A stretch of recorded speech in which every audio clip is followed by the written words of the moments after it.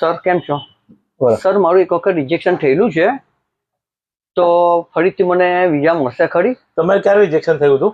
Last 15 days થયા. તો તમારી પાસે DS-160 ફોર્મ છે? નહીં સર, DS-160 ફોર્મ નથી મારી તમારા પાસે. એજન્સીએ તમારે DS-160 ફોર્મ આપ્યું છે ને? નહીં સર, એવું કોઈ આપેલું નથી. તો ઇન્ટરવ્યુમાં ક્વેશ્ચન શું શું બતાવવાના છે બતાવ્યું હતું તમને? હા, જે એટલું થોડુંક નોર્મલ બતાવેલું કે પૂછે તો કહેજો કે ફરવા જઈએ. ઓકે. એવા મારા પાસે ઘણા કેસીસ આવે છે કે જે લોકો પાસે DS-160 ફોર્મ હોતું જ નથી. DS-160 ફોર્મ એટલે આ 6 પેજનું એક ફોર્મ આવે છે જેની અંદર તમારું વર્ક, એજ્યુકેશન, તમારું બધી ડિટેલ હોય છે, ટ્રાવેલ ઓફ પર્પસ. તો અગર તમારા પાસે DS-160 ફોર્મ નથી તો તમે બીજી વાર બી અમે અપ્લાય કરીશું તો ફર્સ્ટ ટાઈમ જ્યારે અપ્લાય કર્યું હતું એ ડિટેલ અને અમારી ડિટેલ જો અલગ પડશે તો પાછા બીજે રિજેક્ટ થશે. એટલે જ્યારે બી તમે અપ્લાય કરો તો તમારી એજન્સી પાસેથી તમે DS-160 ફોર્મ માંગો, જે તમારું રાઈટ છે. DS-160 ફોર્મ મોસ્ટ ઇમ્પોર્ટન્ટ છે યુએસએ ના વિઝા માટે.